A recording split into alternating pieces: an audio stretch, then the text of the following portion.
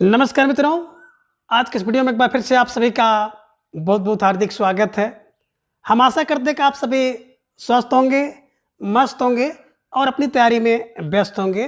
तो मित्रों, आज के इस वीडियो में हम उपन्यास से संबंधित विभिन्न परीक्षाओं में पूछे गए विभिन्न प्रश्नों को व्याख्यात्मक तरीके से हल करेंगे।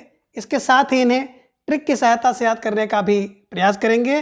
तो जैसा कि स्क्रीन पर आप देख पा रहे हैं, प्रश्न संख्या 301 कि धरती माता का प्यार झूठा नहीं, फिर खेलों में जिंदगी झूमेगी, आषाढ़ के बादल बजा रहे हैं मादल, बिजली नाच रही तुम भी नाचो। ये पंक्तियां किस कृति से ली गई हैं? देखिए, बात यहाँ पे की गई है कि धरती माता का प्यार झूठा नहीं है, फिर खेलों में जिंदगी झूमेगी, आषाढ़ के बादल बजा रहे हैं मादल, बिजली नाच रही है तुम भी नाचो। ये पंक्तियां किस कृति से हैं? तो बिल्कुल आप अगर सही से पढ़े होंगे तो विकल्प ए मैला आंचल से है। और मैला आंचल की बात करें तो 1954 में फणीश्वर नाथ रेणु जी द्वारा लिखा गया है ना, और एक आंचलिक नाटक है, इसे ध्यान में रखिएगा। और प्रश्न संख्या 301 का विकल्प ए मैला आंचल इज राइट आंसर।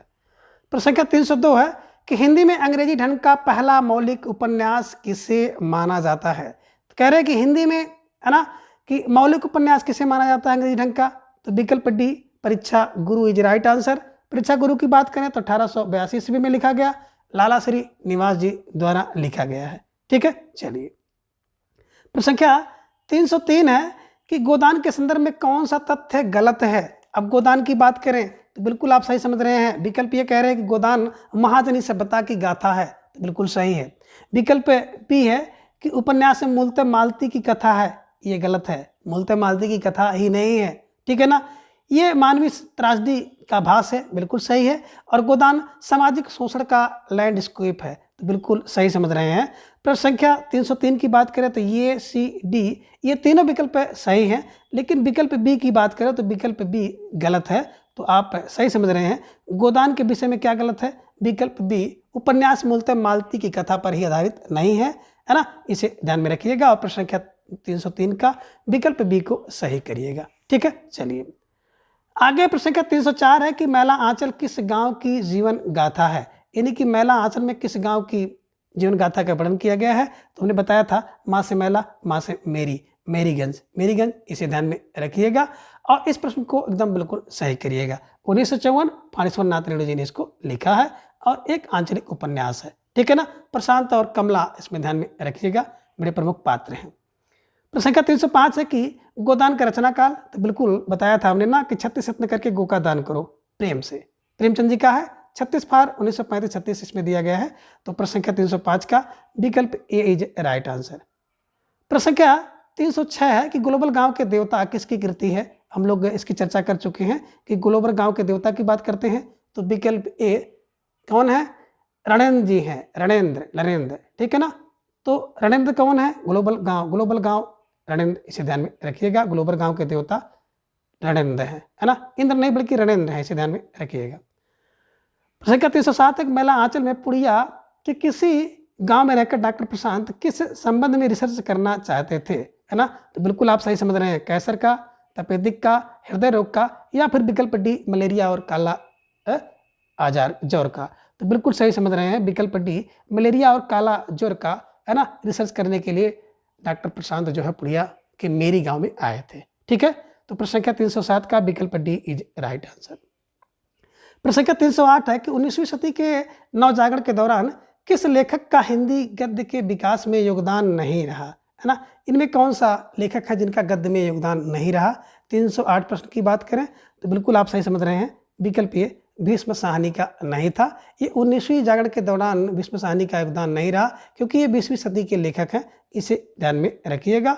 और प्रश्न संख्या 308 का विकल्प ए को सही कर लीजिएगा। ठीक है, चलिए। प्रश्न संख्या 309 है गोदान की भाषा के संदर्भ में कौन सा वाक्य गलत है ना। अगर बात करें गोदान की भाषा की तो विकल्प ये बता रहे हैं कि भाषा का सटीक और सार्थक प्रयोग होना, है ना, कि सही है या गलत है? तो बिल्कुल सही है। व्यंजना पूर्ण का प्रयोग, ये भी सही है। कठिन भाषा, इसमें दिया कठिन भाषा, तो कठिन भाषा नहीं थी।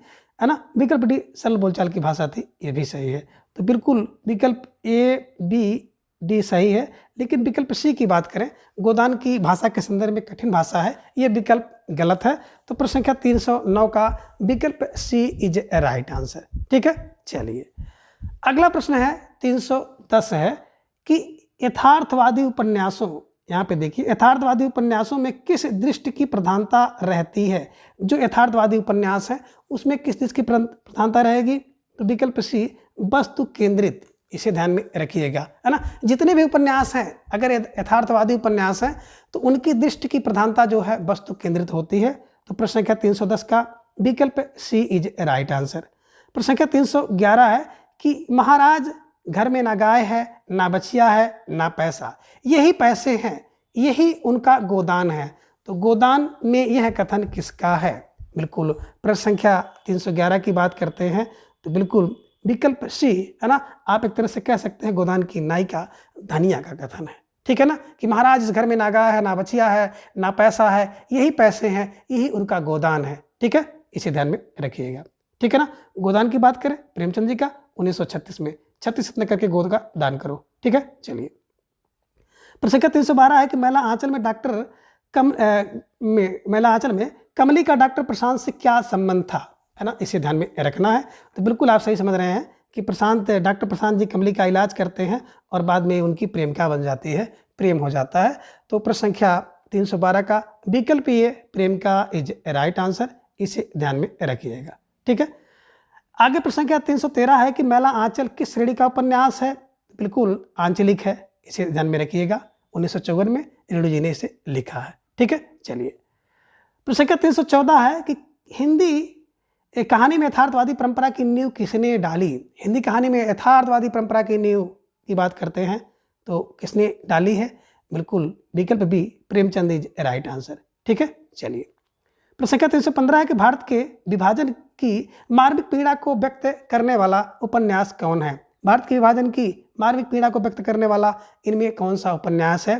तो बिल्कुल विकल्प बी तमस है, 1973 में लिखा गया है भीष्म साहनी द्वारा। बड़ा मार्मिक, ध्यान में रखिएगा, बड़ा इसमें है भारत के विभाजन का। ठीक है, प्रश्न संख्या 316 है कि निपुणिका हजारी प्रसाद द्विवेदी के किस उपन्यास की नारी पात्र है। तो बिल्कुल निपुणिका, है ना, बाण भट्ट की, है ना, निपुणिका बाण भट्ट, है ना। तो बाण भट्ट की आत्मकथा की बड़ी प्रसिद्ध पात्र है, इसे ध्यान में रखिएगा। प्रश्न संख्या 317 है कि दहेज और अनमेल विवाह की समस्या प्रेमचंद ने अपने किस उपन्यास में उठाई है। तो दहेज और अनमेल की बात करते हैं तो बिल्कुल विकल्प D Nirmala is right answer. और निर्मला कब लिखा गया, 1926 में, इसे ध्यान में रखिएगा। सेवा सदन 18 में, प्रतिज्ञा 27 में, मंगलसूत्र 1936 में। ये सारे के सारे उपन्यास मुंशी प्रेमचंद जी द्वारा लिखे गए हैं। ठीक है ना। तो प्रश्न संख्या 317 का विकल्प D Nirmala is right answer. प्रश्न संख्या 318 है कि निम्नलिखित में से कौन सा युग्म असंगत है। इसमें देखेंगे तो युग्म असंगत है, और असंगत युग्म की बात करते हैं तो बिल्कुल ध्यान से देखेंगे। सन्यासी इलाज होना चाहिए, इलाज है। बसंती भीष्म साहनी का सही है। आवारा मसीहा भीष्म प्रभाकर का सही है। लेकिन चित्र लेखा की बात करते हैं, भगवती प्रसाद वाजपेयी नहीं है, बिल्कुल भगवती चरण वर्मा है। ध्यान में रखिएगा, बहुत माइनर से अंतर किया है और इसको अगर ध्यान नहीं देंगे तो निश्चित रूप से इस प्रश्न को गलत आप कर सकते हैं। ठीक है ना। तो भगवती चरण वर्मा होंगे। तो इसमें कौन असंगत है।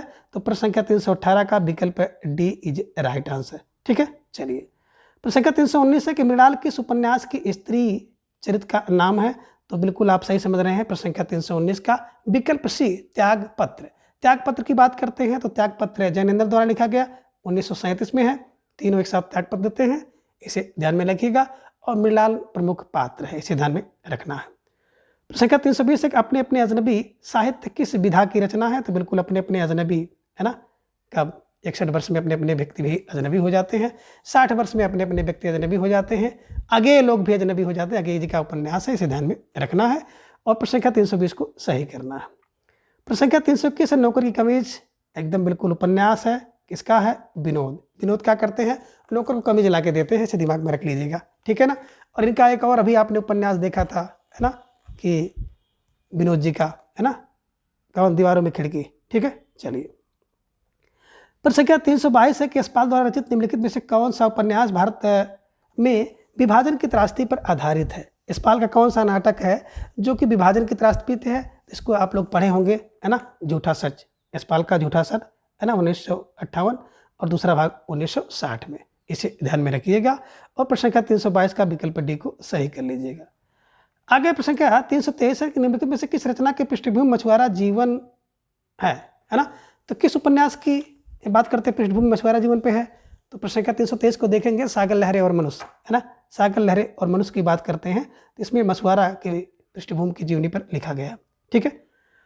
प्रश्न संख्या 324 है, सूरत का सातवां घोड़ा बात करते हैं। सूरत का सातवां घोड़ा धर्म का है, धर्म की बात करते हैं तो 1952 में लिखा गया है और एक विकल्प भी उपन्यास विधा है, इसे ध्यान में रखिएगा। तो प्रश्न संख्या 324 का विकल्प भी उपन्यास इज राइट आंसर। प्रश्न संख्या 325 है कि मित्रों मरजानी किसकी रचना है ना? तो मित्रों के लिए कौन मर जाता है? बोले किसड़ा मर जाते हैं, है ना। तो किसड़े मित्रों के लिए मरने वाले हैं, इन्हें किसड़ा सोबती की रचना है, इसे ध्यान में रखिएगा। और प्रश्न संख्या 325 का विकल्प सी किसड़ा सोबती इज राइट आंसर। प्रश्न संख्या 326 है, निम्नलिखित में से कौन सी रचना भारत की स्वतंत्रता के बाद लिखी गई है ना? तो इसमें बात करें 326 में कौन सी रचना है जो कि स्वतंत्रता के बाद लिखी गई है? तो देखिए, शेखर एक जीवनी की बात करते हैं तो 40-44 में, त्यागपत्र 37 में, कल्याणी 39 में, लेकिन विकल्प सी की बात करते हैं तो आधा गाँव 1966 में लिखा गया, राही मासूम रजा द्वारा लिखा गया है, भारत पाकिस्तान के विभाजन पर आधारित है, इसे ध्यान में रखिएगा, जिनमें आपने देखा था गंगोली गांव का वर्णन किया गया था। ठीक है, चलिए, तो प्रश्न संख्या 326 का विकल्प सी आधा गांव इज राइट आंसर। प्रश्न संख्या 327 है, निम्नलिखित में से कौन सी रचना राजेंद्र यादव की है ना? तो बिल्कुल राजेंद्र यादव जी की बात करें तो विकल्प ये सारा आकाश, इसे ध्यान में रखिएगा। सारा आकाश किसका है? बोले राजेंद्र का है, इसे ध्यान में रखिएगा। पुनर्नवा बिल्कुल आप देख रहे हैं हजारी प्रसाद द्विवेदी का है। प्रति प्रकथा की बात करें रेणु का है। महाभोज की बात करें तो मन्नू का है। सबको आप ध्यान में देखते हुए आगे चलते रहिएगा। फिलहाल प्रश्न संख्या 327 का विकल्प ए सारा आकाश इज राइट आंसर। प्रश्न संख्या 328 है, निम्नलिखित में से किस उपन्यास में रईस साहूकार मदन मोहन के अंग्रेजी सभ्यता की नकल और अपव्यय की कथा है? तो बिल्कुल आपने देखा होगा कौन उपन्यास? विकल्प बी परीक्षा गुरु 1882 में लाला श्रीनिवास दी द्वारा लिखा हुआ है। ठीक है, चलिए, प्रश्न संख्या 329 है कि निम्नलिखित में से प्रेमचंद के उपन्यासों के पात्र हैं, है ना, कौन से पात्र हैं, इसे ध्यान में रखना होगा। तो कौन कौन से पात्र हैं प्रेमचंद के उपन्यास के? 329 की बात की जाए तो बिल्कुल, है ना, कृष्णचंद्र की बात करते हैं तो कृष्णचंद्र जो है सेवा सदन में है। सोफिया की बात करते हैं तो सोफिया रंगभूमि में है। हरिप्रसन्न की बात करते हैं तो सुनीता में। गयाधर की बात करते हैं तो सेवा सदन में। अब इसको क्रम में अगर लगाना होगा तो क्रम का मतलब है किस किस हिसाब से आपका उपन्यास लिखा गया, कैसे क्या है, तो उसको अगर देखेंगे तो प्रश्न संख्या 329 का विकल्प अगर देखा जाए तो बिल्कुल विकल्प सी इज राइट आंसर, है ना, इसमें सब सही है। ठीक है, चलिए, प्रश्न संख्या 330 है कि निम्नलिखित उपन्यासों को उनके बड़े विषय के साथ मिलाना है। अब बड़े विषय के साथ कैसे मिलाया जाएगा? जैसे देखिए, अजय की डायरी जब भी कोई व्यक्ति लिखता है ना तो बिल्कुल आप एक क्लू बना लीजिएगा कि डायरी जब भी लिखी जाती है तो विश्वविद्यालय में जब आप पढ़ते हैं तो डायरी लिखते हैं, तो विश्वविद्यालय की पृष्ठभूमि है, इसे ध्यान में रखिएगा। अंतराल की बात आती है तो स्त्री पुरुष के संबंध में अंतराल आ जाता है, जटिलता आ जाती है कभी कभी, है ना। बसंती की बात करते हैं तो आप दिमाग में रख लीजिएगा बसंती महानगरों में, है ना, महानगरों में बसी गंदी। महाभोज समकालीन राजनीति, है ना, राजनीति देख रहे हैं, बहुत भोज चलता है, महाभोज चलता है, इसे ध्यान में रखिएगा। और प्रश्न संख्या 330 की बात करते हैं तो विकल्प ए अगर कोड के हिसाब से देखा जाए तो विकल्प ए इज राइट आंसर। ठीक है, आगे प्रश्न संख्या 331 है कि निम्नलिखित उपन्यासों को उनके संबद्ध पात्रों के साथ सुमेलित करना है। एक तरफ उपन्यास देख रहे हैं, दूसरी तरफ पात्र देख रहे हैं। अब सूरज का सातवां घोड़ा की बात करें तो बिल्कुल मणिक मुल्ला, इसे ध्यान में रखिएगा, प्रमुख पात्र है। और सूरज का सातवां घोड़ा की बात करते हैं धर्मवीर का है, इसे ध्यान में रखिएगा, तो धर्मवीर का मणिक मुल्ला है। मैला आंचल की बात करते हैं तो विश्वनाथ रेणु जी ने लिखा हुआ है। एक इंच मुस्कान की बात करते हैं तो राजेंद्र जी ने लिखा है ना, और मन्नू भंडारी दोनों लोगों ने मिलकर के लिखा है संयुक्त रूप से। एक इंच मुस्कान तो एक इंच मुस्कान रंजना का है और थमस में नत्थू है, इसे ध्यान में रखिएगा। इस प्रकार से अगर देखा जाए तो ए का 4 और बी का 3, ए का 4 और बी का 3 मिल जा रहा है विकल्प ए में, code A is right answer. ठीक है, चलिए, आगे प्रश्न संख्या 332 है कि गोदान उपन्यास की नायिका कौन है? तो बिल्कुल धनिया है, इसे दिमाग में रख लीजिएगा। धनिया 1936 में लिखा गया, प्रेमचंद द्वारा उपन्यास है। ठीक है, प्रश्न संख्या 333 है खंजन नैन के रचनाकार हैं। तो खंजन नैन है ना, अमृत का नागर, अमृतलाल नागर का है। 1981 में लिखा गया है, इसे ध्यान में रखिएगा। खंजन नैन एक सा सूरदास जी की जीवनी है, इसे ध्यान में रखिएगा। ठीक है। प्रश्न संख्या 334 है कि इलाचंद जोशी के उपन्यास जहाज का पक्षी को किस श्रेणी में रखा जाता है। अब जहाज के पक्षी होगा ना, तो कोई व्यक्ति जहाज से यात्रा करता है तो उसका व्यक्तिगत मामला है। अब व्यक्तिगत का मतलब हो गया आत्मकथात्मक है, इसे ध्यान में रखिएगा। और फिर 334 का विकल्प डी इज राइट आंसर। ठीक है। चलिए प्रश्न संख्या 335 एक नागफनी का देश किस काल की रचना है। नागफनी के देश की बात करेंगे तो नागफनी का देश आधुनिक काल की रचना है, इसे ध्यान में रखिएगा, है ना। नागफनी का देश आधुनिक काल की रचना है, इसे ध्यान में रखिएगा। ठीक है। चलिए प्रश्न संख्या 336 है कि झांसी की रानी किस प्रकार का उपन्यास है। झांसी की रानी की बात करते हैं तो वृंदावन लाल वर्मा जी का है ना। विकल्प सी एक ऐतिहासिक उपन्यास, इसे ध्यान में रखिएगा। और प्रश्न संख्या 336 का विकल्प सी ऐतिहासिक इज राइट आंसर। प्रश्न संख्या 337 है कि जैनेन्द्र किस उपन्यास पर फीचर फिल्म बनी है। जैनेन्द्र जी के किस उपन्यास पर फीचर फिल्म बनी है, तो इसे ध्यान में रखिएगा, है ना। बिल्कुल आप सही समझ रहे हैं। प्रश्न संख्या 337 का विकल्प बी त्यागपत्र पर। त्यागपत्र की बात करें तो 1937 में लिखा गया है, इसे ध्यान में रखिएगा। ठीक है। प्रश्न संख्या 338 है मुझे चांद चाहिए की नायिका कौन है। अब देखिए चांद चाहिए के लेखक कौन है, सुरेंद्र वर्मा है। अब सुरेंद्र है, सुरेंद्र माने इंद्र है, तो इंद्र का संबंध किससे, वर्षा से है, तो वर्षा वशिष्ठ इज राइट आंसर, है ना। तो मुझे चांद चाहिए, इसकी नायिका कौन है। प्रश्न संख्या 338 का विकल्प D Varsha Vashishtha is right answer. प्रश्न संख्या 339 है कि आंचलिक के उपन्यासों और उनके लेखकों के नामों के सामने जो है मिलान करना है। बात करते हैं बलचन्मा का, तो विकल्प 3 होगा नागार्जुन, है ना। बलचन्मा कौन है, नागार्जुन है, इसे ध्यान में रखिएगा, तो नागार्जुन हो जाएगा। प्रति परिकथा की बात करते हैं तो रेणु का है ना। टोपी शुक्ला राय मसूम रजा का है। और क्षमा करिए शैलेश मटियानी, क्षमा करिए शैलेश मटियानी।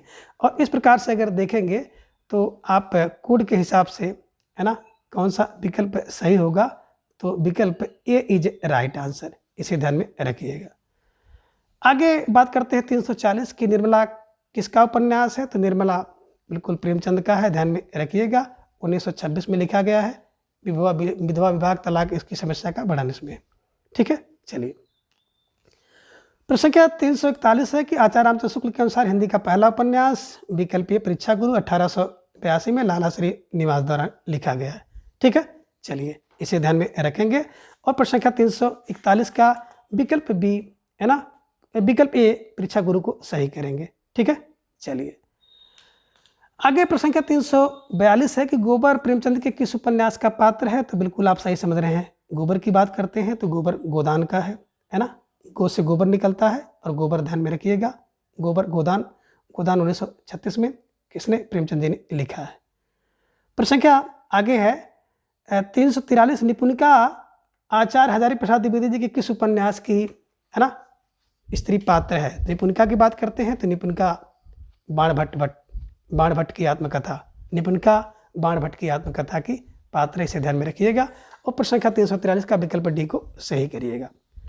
आगे प्रश्न संख्या 344 एक प्रति पर कथा किसकी रचना है, तो प्रति पर कथा करने वाला कौन है ना, वाणेश्वर नाथ रेणु। ठीक है। रेणु प्रति कथा रेणु की, इसे ध्यान में रखिएगा। और प्रश्न संख्या 344 का विकल्प सी को सही करिएगा। प्रश्न संख्या 345 एक भागवती उपन्यास किसका है, तो भाग ऐसे नहीं आती है, बिल्कुल श्रद्धा जिसमें फुल होती है उसी को भागवती है। तो श्रद्धा पर सदाराम फुलोरी 1877 ईस्वी में लिखा गया है, इसे ध्यान में रखिएगा। ठीक है। प्रश्न संख्या 346 एक आधा गांव उपन्यास के लेखक, तो आधा गांव क्या करता है, राह पर रहता है। राही मसूम रजा 1966 ईस्वी में भारत पाकिस्तान के विभाजन पर आधारित है। और इसमें ध्यान रखिएगा कि राही मसूम रजा, है ना, तो ये कौन सी गांगुली गांव का भी वर्णन किया गया है। प्रश्न संख्या 347 है नाचो बहुत गोपाल, है ना, उपन्यास किसका है, तो नाचो बहुत गोपाल 347 की बात करते हैं तो अमृतलाल नागर, है ना। जब कोई व्यक्ति अमृत का गागर पा जाता है और अमृत गागर पा जाएगा तो खूब नाचेगा, इसे ध्यान में रखिएगा। नाचेगा, नाचो बहुत कब, जब अमृत का गागर मिलेगा। अमृत गागर को अमृतलाल नागर कर लीजिएगा, दिमाग में बैठा लीजिएगा। ठीक है। चलिए प्रश्न संख्या 348 है प्रेमचंद का अपूर्ण उपन्यास क्या है, मंगलसूत्र, है ना, बिल्कुल 1936 ईस्वी में था, ये बिल्कुल अपूर्ण है। रंगभूमि 1925 में है। कायाकल्प 1927 में है, गबन 1931 में है। ठीक है, चलिए संख्या 339 है 349 है कि चाक उपन्यास की लेखिका कौन है। अब देखिए चाक लेट मिल जाएगा तो मैत्री लोग करते हैं, तो मैत्री चाक मैत्री मैत्री पुष्पा। ठीक है, इसे ध्यान में रख लीजिएगा। संख्या 350 है कहे ईश्वरी फाग किसकी रचना है। ईश्वरी फाग कब कोई व्यक्ति करेगा, है ना, जब फाग आएगा उसको, तो कब, जब बिल्कुल मैत्री होगी किसी से, है ना, तो पुष्प की वर्षा होगी तो ईश्वरी फाग कहेगा। मैत्री पुष्पा। ठीक है। प्रसंख्या 351 है कि अमृतलाल नागर ने अपने किस उपन्यास में दहेज समस्या की ओर संकेत किया है। तो बिल्कुल अग्निगर्भा में, है ना। दहेज को क्या करो, अग्निगर्भा, अग्नि के गर्भ में डाल दीजिए, दहेज नहीं चाहिए, है ना। देखेंगे तमाम लोगों को लोग अग्नि में जला देते हैं, है ना, तो ये थोड़ा सा जोड़ लीजिएगा दहेज से। ठीक है, चलिए प्रसंख्या 352 है कि इनमें कौन सा हजारी प्रसाद द्विवेदी का उपन्यास नहीं है। तो चारचंद लेख हजारी का है ना। बाणभट्ट की कथा पुनर्नवा है, लेकिन सत्याग्रह की बात करते हैं तो सत्याग्रह जो उपन्यास है वो हजारी प्रसाद द्विवेदी जी का नहीं है, बल्कि आप अगर सत्याग्रह को देखेंगे, है ना, तो इनका उपन्यास की श्रेणी में नहीं आता है। ठीक है, चलिए प्रसंख्या 352 है कि राग दरबारी किस विधा की रचना है। तो राग दरबारी श्रीलाल शुक्ल द्वारा लिखा गया उपन्यास है, इसे ध्यान में रखिएगा। तो प्रसंख्या 353 का विकल्प बी उपन्यास इज राइट आंसर। प्रसंख्या 354 है कि ठेठ हिंदी का ठाठ की बात करते हैं तो उपन्यास है, किसका है, आदर सिंह उपाध्याय हरिओ जी ने लिखा है। ठीक है। प्रसंख्या 355 है कि शेखर एक जीवनी कैसा उपन्यास है। तो बिल्कुल शेखर एक जीवनी, है ना, बिल्कुल मनोविश्लेषणवादी उपन्यास है। 1940 में पहला भाग, दूसरा भाग 1944 में, इसे ध्यान में रखिएगा। और प्रसंख्या 356 है कि कौन सा उपन्यास नरेश मेहता का नहीं है। बात करें 356 की तो बिल्कुल सही समझा। देखे अनजाने पुल, नरेश मेहता का नहीं बल्कि राजेंद्र यादव का है। अनदेखे अनजान पुल राजेंद्र यादव का है, ध्यान में रखना होगा। प्रसंख्या 357 है कि प्रेमचंद का कौन सा उपन्यास किसान जीवन से संबंधित नहीं है। तो बिल्कुल गोदान भी है, प्रेमाश्रय भी है, क्रमभूमि है, लेकिन विकल्प सी कायाकल्प की बात करते हैं तो किसान जीवन से संबंधित नहीं है बल्कि पुनर्जन्म से संबंधित, इसे ध्यान में रखिएगा। और अगला प्रश्न है 358 कि निम्नलिखित में से प्रेमचंद की परंपरा का उपन्यासकार कौन है। तो प्रेमचंद की परंपरा का जो उपन्यासकार है विकल्प ये यशपाल इज राइट आंसर, इन्हें ध्यान में रखिएगा। और प्रसंख्या 358 का विकल्प ए को सही करिएगा। ठीक है, चलिए प्रसंख्या अगला है 359 कि अमृतलाल नागर ने निम्न उपन्यासों में से कौन सा जीवनी पर आधारित नहीं है, इसे ध्यान में रखिएगा। मानस का हंस की बात करते हैं तो बेहतर होता है, इसे ध्यान में रखिएगा। 1972 में किसकी जीवनी है, तुलसीदास का है, इसे ध्यान में रखिएगा। दूसरा विकल्प बी की बात करते हैं तो बी की बात करते हैं तो अगदा नैमिष राय, ये जीवनी नहीं है। और प्रसंख्या 59 की बात करते हैं तो विकल्प बी इज राइट आंसर। नाचो बहुत गोपाल की बात करते हैं तो जब कोई व्यक्ति अमृत का गागर पा जाता है तो बहुत नाचता है। सुहाग के नुकुर भी अमृत जैसे होते हैं, अमृत के गागर में रखते हैं। ठीक है ना, तो बिल्कुल अगर जीवनी पर नहीं है तो विकल्प बी एकदा नमिषा राणे इज राइट आंसर। ठीक है। अगला प्रश्न है प्रसंख्या 360 है कि आपका बंटी उपन्यास की लेखिका कौन है। तो बिल्कुल आपका बंटी की बात करते हैं, बंटी भंडारा में है तो भंडारा फार मन्नू भंडारी जी का द्वारा लिखा गया है और 1971 में लिखा गया है, इसे ध्यान में रखिएगा। प्रसंख्या 361 है कि कौन सा उपन्यास पंडित हजारी प्रसाद द्विवेदी का नहीं है। तो बिल्कुल विकल्प डी ओएम रक्षामय। ओएम रक्षामय की बात करते हैं तो कौन जो चतुर होता है वो ओएम रक्षामय कहता है, यानी कि चतुर शास्त्री द्वारा लिखा गया है। बाणभट्ट की आत्मकथा, अनामदास का पोथा, चारचंद लेख, ये सारे के सारे उपन्यास हजारी प्रसाद द्विवेदी द्वारा लिखा गया है। और हमने बताया था कि बाणभट्ट की कथा बोले 46,000, चारचंद लेख है ना बताया था तो बिल्कुल 63, और अनामदास का पोथा 74, ध्यान में रखिएगा 76। ठीक है, तो प्रसंख्या 361 का विकल्प डी ओएम रक्षामय इज राइट आंसर। आगे प्रसंख्या 362 है कि महाभोज मन्नू भंडारी का कैसा उपन्यास है। तो देखिए जब भोज होता है ना तो बिल्कुल राजनीतिक, है ना, राजनीति में देखे होंगे बहुत भोज होता है, महाभोज होता है, तो बस दिमाग में रख लीजिएगा मन्नू भंडारी का जो महाभोज उपन्यास है वो विकल्प बी राजनीतिक उपन्यास, इसे ध्यान में रखिएगा। और प्रसंख्या 363 है रुकोगी नहीं राधिका की उपन्यासकार कौन है ना। तो देखिए रुकोगी नहीं राधिका कब, उषा के लिए, यानी कि उषा प्रेमदा इसकी लेखिका है, इसे ध्यान में रखिएगा। और प्रश्न का 363 के विकल्प डी को आप सही करिएगा।